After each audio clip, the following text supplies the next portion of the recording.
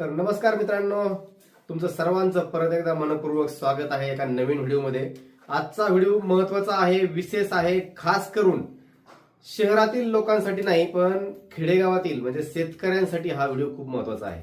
तसं तर पाहिलं तर शहरामध्ये देखील हा व्हिडिओ आता गरजेचा आहे सर्वांनी पाहणं। व्हिडिओ शेवटपर्यंत पहा, कारण तुम्ही थंबनेल पाहिलेलंच आहे। महाराष्ट्राला विषारी विळखा किंवा महाराष्ट्राला विषारी वेढा पडलेला आहे। महाराष्ट्र सध्या धोक्यामध्ये आहे आणि मानव जीवन सध्या धोक्यामध्ये चाललेलं आहे। त्याचं कारण काय आहे तर मी ते कारण आज सांगणार आहे। सगळ्यात मोठं कारण आहे, कारण आता महाराष्ट्रामध्ये घोणस या सापाची जात हिचं प्रमाण खूप मोठ्या प्रमाणावर वाढत आहे। याचे कारण काय आहेत, घोणस सापाबद्दल मी आज सविस्तर माहिती तुम्हाला सांगणार आहे। घोणस साप कुठल्या जिल्ह्यामध्ये जास्त प्रमाणात आढळतो किंवा घोणस सापाची प्रजनन क्षमता किती असते, त्याची उत्पत्ती कशी होते, त्याचा आहार काय आहे, घोणस सापामध्ये कुठल्या प्रकारचं विष सापडतं, घोणस साप चावल्यानंतर आपल्याला काय काय लक्षणं जाणवतात, घोणस साप चावल्यानंतर आपण काय काळजी घेतली पाहिजे, या सगळ्या गोष्टी किंवा घोणस साप आपल्याला चावू नये, आपल्याला सर्पदंश होऊ नये याच्यासाठी आपण काय काळजी घेतली पाहिजे। खास करून शेतकरी मित्र आणि खेडेगावातील लोकांनी हा व्हिडिओ शेवटपर्यंत पाहायचा आहे। तसं तर शहरामध्ये देखील आता घोणस दिसण्याचं प्रमाण, घोणस सापडण्याचं प्रमाण वाढलेलं आहे। तर सविस्तर माहिती जाणून घेण्याआधी मित्रांनो, मी युवराज खरमाटे आणि तुम्ही पाहत आहात युवराज खरमाटे हा युट्यूब चॅनल। या चॅनलवरती तुम्ही जर नवीन असाल तर चॅनलला सबस्क्राईब करा आणि बेल आयकॉनचं बटन प्रेस करून ऑल नोटिफिकेशन ऑन करा, म्हणजे असेच नवनवीन आणि महत्त्वपूर्ण व्हिडिओ तुम्हाला सर्वप्रथम पाहायला मिळतील। कारण आजचा व्हिडिओ खूपच महत्त्वाचा आहे। आता महाराष्ट्रामध्ये किंवा जर आपण ओव्हरऑल भारतामध्ये पाहिलं, आपल्या देशामध्ये, तर सर्पदंशाने जेवढे लोक मरतायत त्याच्यामध्ये 60% लोक एकट्या घोणस सापाच्या दंशाने मरतायत। घोणस साप हा एवढा खतरनाक, एवढा धोकेदायक का आहे, त्याचं कारण असं आहे मित्रांनो, घोणस साप हा दिसायला अजगराप्रमाणे आहे आणि बऱ्याचशा लोकांचं तिथंच गैरसमज आणि तिथंच एक मोठी चूक होते। आपण त्या सापाला अजगर समजतो किंवा बरेचसे लोक त्या सापाला अजगर समजतात। साप पाहिल्यानंतर बरेचसे लोक साप मारण्याचा देखील प्रयत्न करतात, मारताना काही चुका होतात, काही लोक त्याला पकडण्याचा प्रयत्न करतात आणि पकडताना देखील चुका होतात, काही लोक त्याला अजगर समजून डिवचण्याचा प्रयत्न करतायत। पण मित्रांनो, अजगर आणि घोणसच्या मधला फरक मी आज तुम्हाला सविस्तर सांगणार आहे। बरेचसे सर्पमित्र, बरेचसे सापाविषयी माहिती सांगणारे युट्यूब चॅनलवरती बरेचसे जनजागृती करणारे लोक आहेत, ते देखील असे व्हिडिओ टाकतात, बनवतात। पण आजचा व्हिडिओ सविस्तर मी तुम्हाला याच्यासाठी म्हणतोय आणि खतरनाक महाराष्ट्रातलं जनजीवन धोक्यामध्ये आहे, त्याचं कारण काय आहे तर घोणस सापाबद्दल काही धक्कादायक गोष्टी, खुलासे समोर आलेले आहेत। एका सर्व्हेमध्ये हे सगळे खुलासे समोर आलेले आहेत आणि खुलासे मी तुमच्या समोर आज सादर करत आहे। मित्रांनो, घोणस साप हा प्रामुख्याने अंडी देत नाहीये, हा डायरेक्टली पिल्लांना जन्म घालणारा साप आहे। तुम्ही घोणस साप पाहू शकता। घोणस साप ओळखायचा कसा ते देखील मी तुम्हाला सांगणार आहे। पण घोणस साप हा डायरेक्टली अंडी देत नाही, हा डायरेक्टली पिल्लांना जन्म देतो। हे एक सगळ्यात महत्वाचं वैशिष्ट्य या घोणस सापाचं आहे। अजून एक गोष्ट, या घोणस सापाचे जे दात असतात, वरचे टाळ्याला जे 2 दात असतात, हे दात अतिशय भयंकर मोठे मोठे दात असतात। इंजेक्शन जे असतं, इंजेक्शन टाईपचे दात असतात, आतमधून त्याला पुंगळी असते आणि शेंड्याला त्याच्या होल असतं आणि ज्यावेळेस तो प्रेस करतो, ज्यावेळेस तो चावा घेतो, बाईट करतो, त्यावेळी घोणस सापाच्या दातामधून त्याच्या 2 साईडला विषाची पिशवी असते। हिमोटॉक्सिक नावाचं विष या घोणस सापामध्ये आढळतं, त्या पिशवीमध्ये ते विष असतं। ज्यावेळी तो प्रेस करतो, त्या प्रेस केल्यानंतर त्या 2 दाताच्या द्वारे ते विष आपल्या शरीरामध्ये सोडत असतो। एक थेंब घोणस सापाचं, एक थेंब विष, एक थेंबामधलं काही अर्धा थेंब जरी विष आपल्या शरीरामध्ये इंजेक्ट झालं तर माणूस मरायला खूप काफी आहे आणि माणूस शक्यतो वाचत नाहीये। घोणस साप चावल्यानंतर तुम्ही हॉस्पिटल जवळ केलं पाहिजे। कुठल्याही तंत्र मंत्र मांत्रिक वगैरे साप उतरवणे किंवा जे विष उतरवणे असला प्रकार करायला नाही पाहिजे, कारण घोणस सापाचं विष खूप भयंकर असतं। हेमोटॉक्सिक विष असल्यामुळे ते तुरंत तुमच्या शरीरामधल्या रक्ताच्या नसा ब्लॉक करण्याचं काम करतं। रक्ताच्या गाठी बनतात त्या विषामुळे आणि रक्त ब्लॉक करतं, तुमचा हार्ट अटॅक येऊ शकतो, पॅरालिसिस येऊ शकतो, किंवा जरी तुम्ही लवकर हॉस्पिटल जवळ केलं तरी देखील तुमचा तिथून पुढं 1 महिना, 2 महिना, 3 महिने, 4 महिने, 5-6 महिन्यापर्यंत ती जागा किंवा तो भाग ज्या ठिकाणी सर्पदंश झालेला आहे तो बरा व्हायला लागतं। कित्येक लोकांचे हात पाय कट करावे लागले, जीव जरी वाचला असला तरी घोणस सापाच्या विषामुळे ते सडते जागा आणि सडून त्याचं गँग्रीन मध्ये रूपांतर होतं आणि भविष्यात ती कट देखील करावी लागते जागा. त्याच्यामुळे काळजी घ्या. घोणस साप चावणार नाही याचीच काळजी आधी घेतली पाहिजे. चावल्यानंतर हॉस्पिटलला आपण जातो किंवा गेलं पाहिजे याची काळजी तर नक्कीच घेतली पाहिजे, पण घोणस साप आपल्याला चावणारच नाही याची काळजी आपण सुरुवातीला घेतली पाहिजे. चला तर आपण पहिलं पाहूया घोणस साप दिसतो कसा, ओळखायचा कसा. तर तुम्ही शेजारी फोटो पाहू शकता किंवा माझ्या मागे तुम्ही जे फोटो पाहता याच्यामध्ये तुम्हाला घोणस साप प्रामुख्याने ओळखायचा कसा मी ते सांगत आहे. लक्ष द्या. घोणस सापाच्या डोक्यावर तुम्ही जे पाहताय एक पांढऱ्या छोट्याशा पेन्सिलनी किंवा पेननी जी रेष मारतो आपण केच पेननी तेवढ्या आकाराचा एक व्ही आकाराचा एक इंग्लिश जे अक्षर आहे तसं काढलेलं असतं. म्हणजे त्या नाकाकडून असे 2 रेषा बाहेर रिटर्न गेलेल्या असतात पाठीकडे आणि त्रिकोणी डोकं असतं याचं. तर ते व्हीचं जे तुम्हाला व्ही दिसते व्हाईट कलरचं हे दिसलं, फक्त तोंड दिसलं, पूर्ण साप तुम्हाला पाहायची गरज नाही, फक्त तोंड दिसलं म्हणजे तुम्हाला 2 कांड्या एवढं 2 इंच एवढं तोंड जरी दिसलं सापाचं तरी तुम्हाला साप ओळखता आला पाहिजे. बिळामध्ये बसलेला आहे किंवा तो एखाद्या तुमच्या गवताच्या पेंडीखाली किंवा चारा जनावरांना ठेवलाय वाळून त्याच्या पेंडीखाली बसलेला आहे आणि तुम्हाला तो जर दिसला, तोंड जरी दिसलं तर तुम्ही ते ओळखायचं हा घोणस साप आहे. अजून एक सगळ्यात महत्त्वाचं वैशिष्ट्य या सापाचं, त्या त्रिकोणी आकाराच्या तोंडाच्या पाठीमागे डोक्यावरती आपण सणाला किंवा घरात जे शंकरपाळे बनवतो शंकरपाळ्याच्या आकाराचे डोक्यापासून ते सेपटापर्यंत वरती एक सुंदर अशी डिझाईन असते, पूर्ण एकाला एक जुटलेली ही पूर्ण डिझाईन असते डोक्यापासून ती शेपटापर्यंत. जर तुम्हाला हा साप तोंड दिसलं नाही, सेफ्टी पण दिसली नाही आणि मध्येच थोडाफार दिसला तर ती जर डिझाईन दिसली किंवा ती जर लाईनिंग दिसली तुम्हाला तर तुम्ही ओळखायचं हा नक्की घोणस साप आहे आणि घोणस साप त्याच्या जवळ जायचा तुम्ही प्रयत्न करायचा नाहीये. अजून एक महत्वाचं म्हणजे तुम्हाला साप पूर्णपणे बिळामध्ये गेलाय किंवा कुठेतरी लपलेला आहे, फक्त सेफ्टी दिसते. जर सेफ्टी आखूड असेल तर डुरक्या घोणस जो असतो, डुरक्या घोणस हा बिनविषारी साप आहे, त्याची देखील सेफ्टी आखूड असते पण त्याचा कलर वेगळा असतो. शेपटापर्यंत ती वरची लाईनिंग नसते, शंकरपाळ्यासारखे जे डाग असतात धब्बे असतात त्याची लाईनिंग नसते. तर तुम्ही ओळखायचं कसं, तर त्याची सेफ्टी घोणस सापाची आखूड असते. जर सेफ्टी आखूड दिसली तर तुम्ही ओळखायचं हा घोणस साप आहे. अजून एक महत्वाचं मित्रांनो एक वैशिष्ट्य या सापाचं, कुकरची शिट्टी वाजल्याप्रमाणे हा फुसकारतो, म्हणजे भयंकरच आवाज मोठा असतो. हा काय करतो, जर त्याला काही धोका जाणवला किंवा तो त्याला कोणी डिवसण्याचा प्रयत्न केला तर हा घोणस साप तोंडाद्वारे पूर्ण हवा आतमध्ये घेतो आणि तो पूर्ण असा रबर सारखा फुगतो आतमध्ये आणि तो प्रेशरने हवा परत बाहेर सोडतो. कधी कधी असं पण होतं हवा बाहेर सोडत असताना त्याच्या तोंडामधलं विष देखील बाहेर येतं. तर ते जर आपल्या अंगावरती काही त्याचे तुषार जरी आले तरी त्या ठिकाणी तुमची स्किन सडू शकते किंवा तिथं जखमा होऊ शकतात. तर ती एक गोष्ट प्रामुख्याने खूप रेअरमध्ये घडते पण घडतं असं. तर जर त्यावेळेस तो विष बाहेर फेकतो किंवा बाहेर विष जरी फेकायचं नसेल तरी त्याला ज्यावेळेस तो हवा बाहेर फेकतो त्यावेळेस कुकरच्या शिट्टीसारखा फुसकरलेला आवाज येतो. एकदा तुम्ही हा आवाज ऐका. तर असा आवाज असतो या घोणस सापाचा. आवाज म्हणजे तुम्हाला साप दिसलाच नाही, तुम्ही काहीतरी काम करताय, जनावरांना चारा काढताय, म्हणजे तुम्ही जे वैरण साठवून ठेवलेले असते, चारा साठवून ठेवलेला असतो, साठवलेल्या चाऱ्यामध्ये वाळलेल्या चाऱ्यामध्ये पण हा साप बसलेला असतो. ज्यावेळी तुम्ही डायरेक्टली तिथं हात घालता त्यावेळी तो 1 सेकंदात बाईट करतो आतून, 1 सेकंदात तो चावा घेतो. आणि त्यावेळी जर तुम्ही समजा ती एखादी गवताची पेंडी किंवा एखादी कडब्याची पेंडी वडायला गेलात तर त्यावेळेस तो आतमध्ये बसलेला आहे, त्याला जाणवलं तुम्ही काहीतरी तिथं छेडताय तर तो आतून फुसकारण्याचा आवाज येतो. नागाचा फुसकार आणि घोणसचा फुसकार वेगळा असतो. नाग असा डायरेक्टली इतका सहज चावत नाही, नाग फणा काढून उभा राहील, तुम्हाला इशारा करेल की मी इथं आहे, डायरेक्टली तो दिसेल तुम्हाला आणि तो इतक्या लवकर चावा घेत नाही जेवढा फास्ट क्विक सेकंदामध्ये घोणस साप चावा घेतो. नागाचं विष हे न्यूरोटॉक्सिक असतं जे डायरेक्टली तुमच्या मेंदूवरती अटॅक करतं, सेन्स तुमचे गायब होतात. म्हणजे थोडक्यात नागाच्या विषाने काय होतं, तुमच्या जिभेची चव जाते. म्हणजे थोडक्यात पूर्वी जर जुन्या काळामध्ये किंवा मागच्या 5-10 वर्षापूर्वी 20 वर्षापूर्वी जर गावात खेडेगावात जर कोणाला साप चावला तर त्या व्यक्तीला मिरची खायला द्यायची, कडुनिंब खायला, निंबाचा पाला खायला द्यायचा किंवा साखर तोंडामध्ये टाकायची. जर त्याला चव समजली नाही तर समजायचं याला साप चावलाय. पण सापामधले प्रकार लोकांना माहित नव्हते. तो न्यूरोटॉक्सिक नावाचा जर विषारी साप असेल किंवा कॉमन क्रेप, स्पेक्टिकल कोब्रा म्हणजे नाग, तरच असे सेन्स तुमचे गायब होत असतात. जर तुम्हाला हेमोटॉक्सिक साप चावला किंवा घोणसारखा साप चावला तर तुमचे सेन्स गायब होत नाही, तुम्हाला चव कळते आणि तिथं तुमचा घात होऊ शकतो. आणि चव तुमचे सेन्स गायब होण्यासाठी देखील 5-10 मिनिट लागतात. म्हणजे तुम्हाला सापाचा बाईट झाला, चावला साप नाग असेल तरी देखील तुमचे 5-10 मिनिट 15 मिनिट लागतात की तुमची जिभेची चव जाण्यासाठी.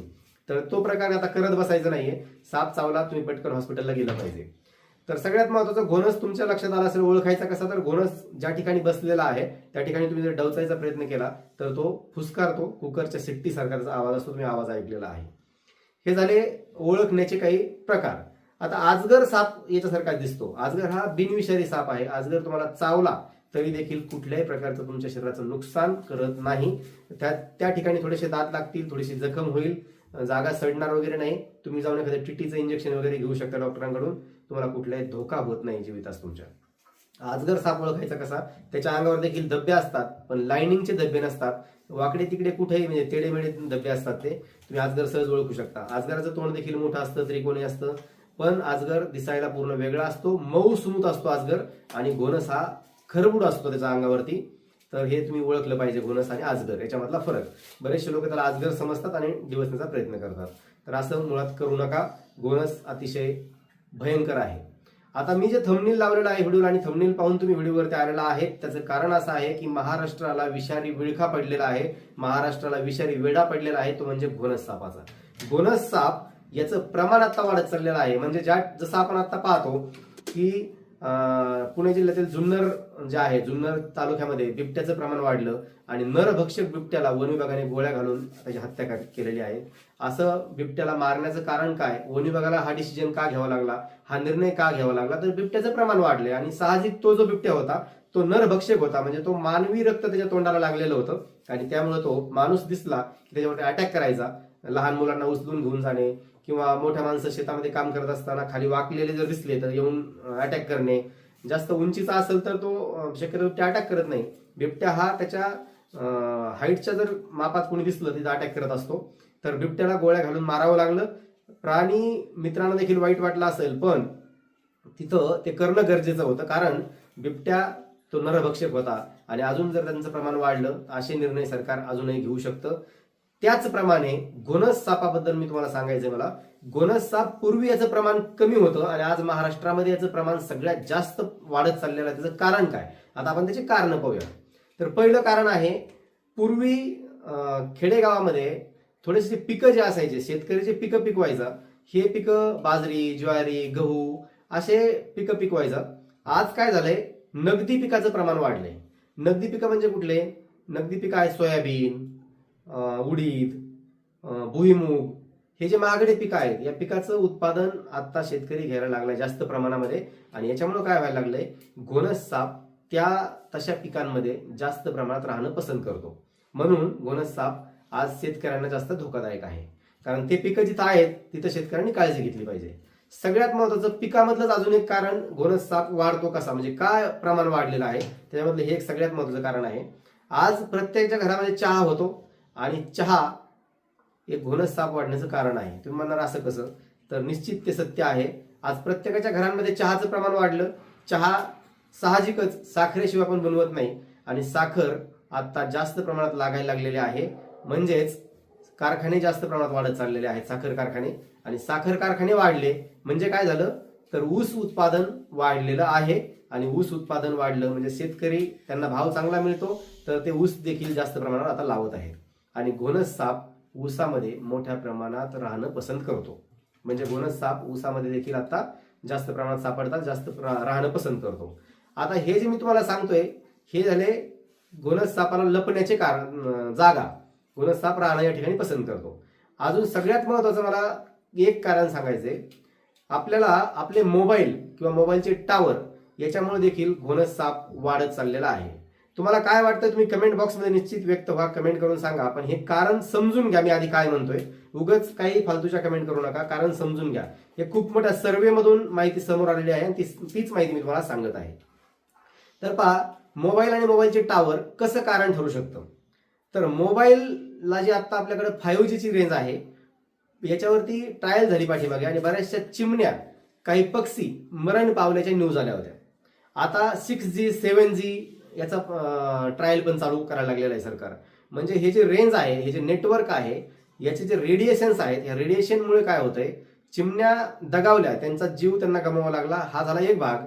पण जे मोठे मोठे पक्षी आहेत, जसं घार, भैर ससाना म्हणतो आपण त्याला, किंवा कोकिळा म्हणतो आपण त्याला, कावळे, हे जे मोठे मोठे पक्षी आहेत, या पक्ष्यांचं मेन भक्षक म्हणजे घोणस सापाचे पिल्ले. मी तुम्हाला मगाशी सांगितल्याप्रमाणे घोणस साप हा अंडी घालत नाही. साप ज्यावेळेस अंडी घालतो ना, अंडी घालणारा साप काय करतो, सुरक्षित ठिकाणी अंडी घालतो, म्हणजे त्या अंड्याला धोका होणार नाही. पण घोणस साप काय करतो, अंडी घालतच नाही, सॉफ्ट कव्हर असलेलं अंड त्याच्या पोटामध्ये तो साठवून ठेवतो. म्हणजे अंड्याची एक माळा, एक संच त्या पोटामध्ये साठवून राहतो. आणि ज्यावेळी त्या अंड्यामध्ये पिल्लू तयार होतं, त्यावेळी मात्र त्या घोणस सापाला ते पिल्लू तयार झालेलं समजत नाही, त्याला ते सेन्स नाही. मग तो काय करतो, ज्यावेळी ते पिल्लू त्याच्या शरीरामधून बाहेर पडायला सुरुवात होते, ते पिल्ले, त्यावेळी तो कुठेही उघड्यावर असतो आणि त्याला ते जाणवत नाही. तो अगदी विष्ठा बाहेर टाकल्यासारखे पटापट पटापट पटापट ते पिल्ले बाहेर टाकत असतो.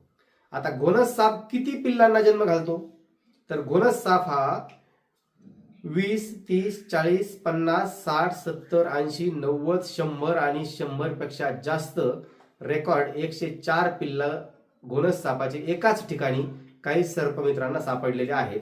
म्हणजे निश्चितच ते घोणस साप 100 पेक्षा जास्त पिल्लांना जन्म घालत असतो. आता मोबाईलच्या रेडिएशनमुळे काय झालं, तर हे जे पक्षी आहेत, या पक्ष्यांची प्रजनन क्षमता जी असते, म्हणजे त्यांचं जे अंडबीज असतं ते नष्ट झालंय रेडिएशनमुळे, मोबाईलच्या. आणि मोबाईलच्या रेडिएशनमुळे या पक्ष्यांना त्यांचं पक्ष्यांची वाढ होत नाहीये, घार, बहिरससना वगैरे असतील त्यांची.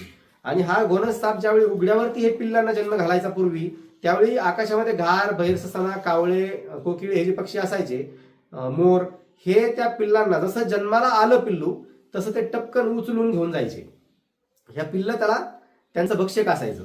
म्हणजे ज्यावेळी हे पक्षी घोणस सापाच्या पिल्लांना खायचे, तर किती पिल्लांना खायचे, जर त्या ठिकाणी 50 पिल्लांना जन्म घातला असेल घोणस सापानी, तर हे जे पक्षी आहेत, हे पक्षी त्याच्यापैकी 45 ते 48, कधी कधी 50 ची 50 पिल्लं देखील हे पक्षी घेऊन जायचे. पक्ष्यांचा थवाच तिथं वरती घोंगावत असायचा आणि ते पिल्लं सगळे खाऊन टाकायचे. म्हणजे घोणस सापाचं जे प्रमाण होतं वाढीचं, ते पूर्वी खूप कमी असायचं, घोणस साप रेअर दिसायचा. पण आता हे मोबाईलच्या टावरमुळे, रेडिएशनमुळे या पक्ष्यांचं जीवन धोक्यात आहे. हे पक्षी आता नाहीयेत. तर हे पक्षी नसण्याचं कारण मोबाईलचं टावर एवढं एकच नाहीये, तर आता काय झालंय, शहरं भरमसाठ वाढत चाललेले आहेत, जंगलाची कत्तल होत आहे. आणि जंगलाची कत्तल, झाडांची कत्तल झाल्यामुळे हे जे पक्ष्यांचं मोठे मोठे लपण्याचे जे ठिकाणं होते मानवी वस्तीच्या आसपासचे म्हणतोय मी, तर हे जे ठिकाणं होते हे उद्ध्वस्त करतोय आपणच आता वस्ती निर्माण करण्यासाठी, फॅक्टऱ्या उभ्या करण्यासाठी. म्हणून हे पक्षी आज नष्ट होत चाललेले आहेत. हे दोन कारण, मोबाईलचे टावर, त्यांचं प्रजनन क्षमता नष्ट होते आणि आपण त्यांचे राहण्याचे ठिकाणं उद्ध्वस्त करतोय, म्हणून हे पक्षी आता नष्ट होत आहेत. म्हणून घोणस सापांचे पिल्ले जेवढे जन्माला येतात उघड्यावरती, तेवढे आता जगण्याचं प्रमाण वाढलेलं आहे. म्हणूनच घोणस साप खूप मोठ्या प्रमाणात दिसत आहेत आता आपल्याला. महाराष्ट्राला तुम्हाला जे म्हटलं मी, विषारी विळखा पडलेला आहे, वेढा पडलेला आहे, त्याचं कारण घोणस सापाचे पिल्ले जगतायत आता. आणि घोणस सापाचे दात मोठे मोठे आहेत, भयंकर विषारी हा घोणस साप आहे, पिल्लं जगतायत. घोणस सापाचे फक्त एवढेच कारण नाहीत, अजून काही 1-2 कारण मी तुम्हाला सांगणार आहे. पण हे घोणस सापाचे महत्वाचे कारण आहेत, घोणस साप वाढीचे. तर आता घोणस साप वाढीचे कारण आपण बघितले, घोणस सापाची ओळख आपण बघितलेली आहे. आता मी तुम्हाला सांगणार आहे 2 मुद्दे महत्वाचे, म्हणजे घोणस साप चावल्यानंतर काय काळजी घ्यायची आणि घोणस साप चावू नये, आपल्याला त्याचा सर्पदंश होऊ नये म्हणून काय काळजी घ्यायची. या 2 गोष्टी महत्वाच्या आहेत. मुद्दाम मी या शेवटी का ठेवल्या होत्या, तर तुम्ही व्हिडिओ शेवटपर्यंत पहा आणि ह्या 2 गोष्टी शेवटपर्यंत पाहिल्या पाहिजे, म्हणून मी खास शेवटी ठेवल्यात. तर काय काळजी घेतली पाहिजे, सगळ्यात महत्वाचं, शेतकरी कुटुंबानी किंवा शेतकरी माणसांनी ज्यावेळेस रात्रीच आपल्याकडे लाईट असते, तुम्हाला रात्रीचा मोटर चालू करायला जायचंय किंवा रात्रीचं घराच्या बाहेर पडायचंय, तुमच्या हातामध्ये एक टॉर्च असले पाहिजे, एक बॅटरी, मोठी बॅटरी, जेणेकरून तुमच्या पुढे 10-20 फुटापर्यंत तुम्हाला क्लिअर आणि स्पष्ट दिसेल. ही एक महत्वाची गोष्ट आहे, तुमच्या हातामध्ये बॅटरी असायला पाहिजे. तुमच्या हातामध्ये रात्रीचं एक काठी असायला पाहिजे, जे काठी एक साईडनी थोडासा तिला टोक असेल किंवा वाकडी बाजू असेल ती तुमच्या हातामध्ये राहील, किंवा खाली जरी ठेवली तरी चालेल तुम्ही, पण एक काठी तुमच्याकडे असायला पाहिजे. हे काठीचं जी उंची आहे, जी लांबी आहे, ती कमीत कमी 4 फुटापर्यंत, 5 फुटापर्यंत असली. घोणसची जी लांबी असते त्याच्यापेक्षा तुमची काठी थोडीशी लांब असली पाहिजे.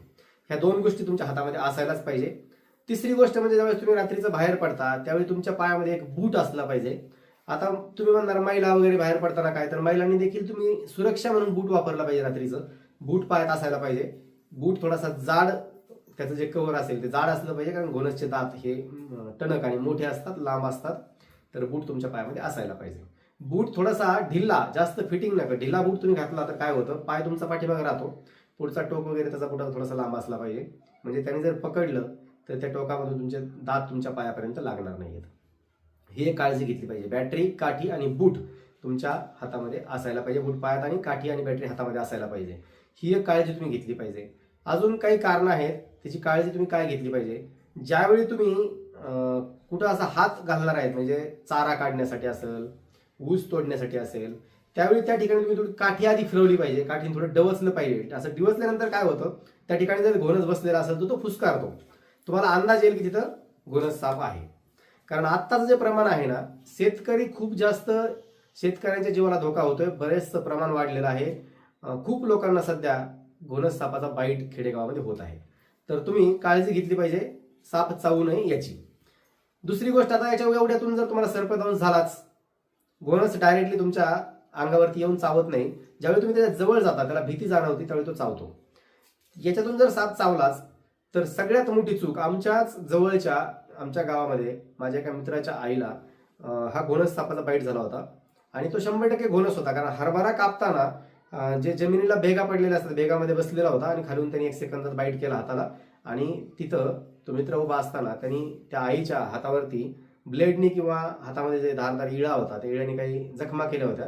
त्याचं अशी अपेक्षित होतं त्याला की इथून विष बाहेर जाईल आणि मग आई वाचेल. पण तो वेळ खर्च न करता तुम्ही काय केलं पाहिजे, तर त्या ठिकाणी पट्टी वगैरे बांधायची नाही, हात हाय असा शाबूत ठेवायचा, किंवा पायाला चालला तर पाय हाय असा शाबूत ठेवायचा, त्या व्यक्तीला चालायला लावायचं नाहीये, आणि तुम्ही पटकन त्याला उचलून हॉस्पिटलला घेऊन गेलं पाहिजे. आता हॉस्पिटलला जात असताना काही काळजी घ्यायची. अजून पण काय काळजी, तुम्हाला जर साप दिसला तर सापाचा फोटो काढून घ्या. जर तुमच्याकडे मोबाईल असेल, आसपासला कोणी व्यक्ती असतील तर तुम्ही दुसऱ्यांनी जरी काढला तरी चालेल.